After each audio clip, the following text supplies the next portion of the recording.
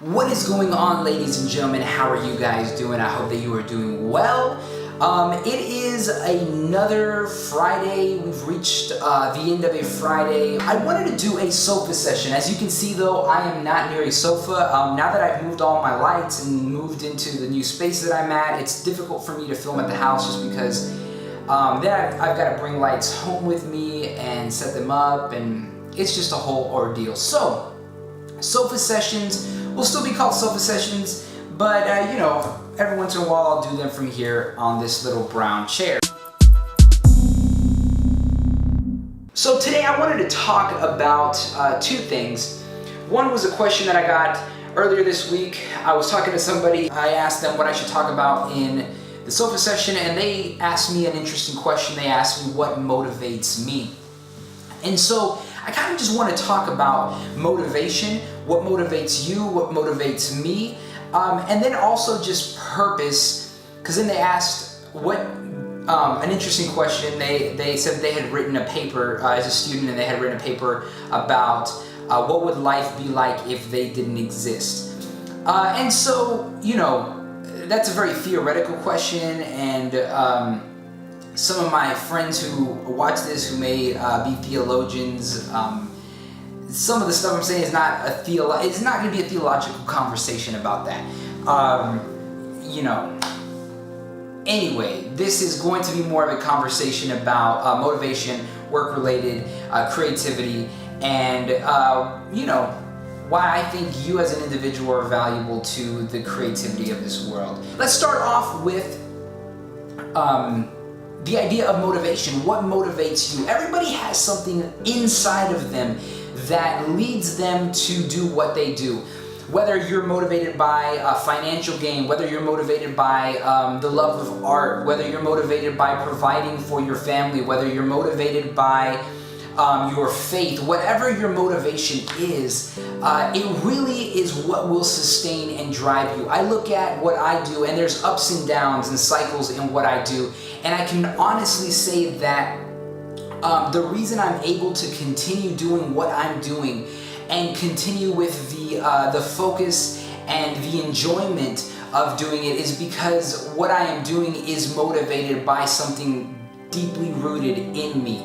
For me, the motivation at its core is my faith, so I am very motivated by what my faith teaches me, and wanting to use gifts and abilities that I feel God has given me to make the world a better place through my creativity. So that's really the big motivation, the big push that allows me to do what I'm doing and gives me that motivation to do what I'm doing. The other part of that though is the love of art. So I love art, I love expression. I think that it's one of the most beautiful things that we have as humans, is the ability to create beautiful, beautiful art. And so for me, being able to do that is such a big deal, and I love it so much that it really pushes and guides me to do what I do. So it's the love of the art. But you have something inside of you. You have something that motivates you, that drives you to do what you do. So find what that motivation is and allow that motivation to drive you and to push you to do what you do. It's such an important thing to understand yourself, to have self-awareness, to know who you are and what drives you, what you're passionate about. And those are such crucial and important conversations to have with yourself. Because once you start to know and be honest with yourself about who you are, what drives you, what motivates you, you can do great, great things. Which leads me to the other thing that I wanted to talk about today was, what would the world be like if you weren't in it? And really, I think that dwelling on that idea of what would the world be like if you weren't in it, there's not a whole bunch of purpose and reason behind that, just because you're in it. I mean, there's nothing that you can do. Your life, you're in it. You're in this world.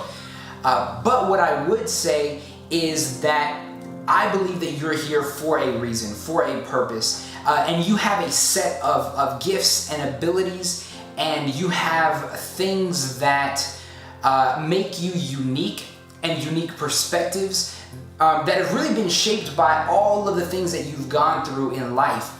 And I think, as I mentioned earlier, one of the most beautiful things that we can do is create art.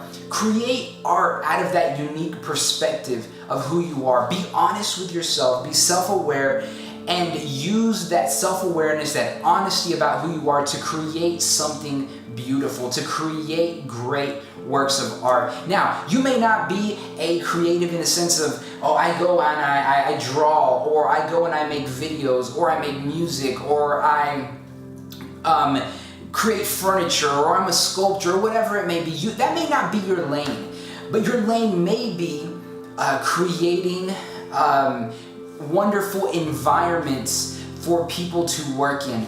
And what I mean by that is I'm not talking about like, a cool office space, but creating a social environment. And so you're the kind of person who loves to be the life of the party and loves to make sure that everyone's having a great time and all of these different things. Your art is creating that environment. Maybe you are an accountant and your art is making sure that everything is organized and in line, just the way that a very minimalist artist will take a blank canvas and maybe not adding a whole bunch to it. They're making sure that everything is perfectly where it needs to be in order for a certain feeling to be conveyed. In that same way that an artist would do that, you as an accountant make sure that all of the numbers are exactly where they need to be and that everything is accounted for the way that it needs to be, and that is your art. Wherever you are at in life, you have a purpose and you have gifts and you have abilities, and use those gifts and abilities to create the greatest work of art, which is your life. So that's really all that I wanted to talk about today. Be motivated.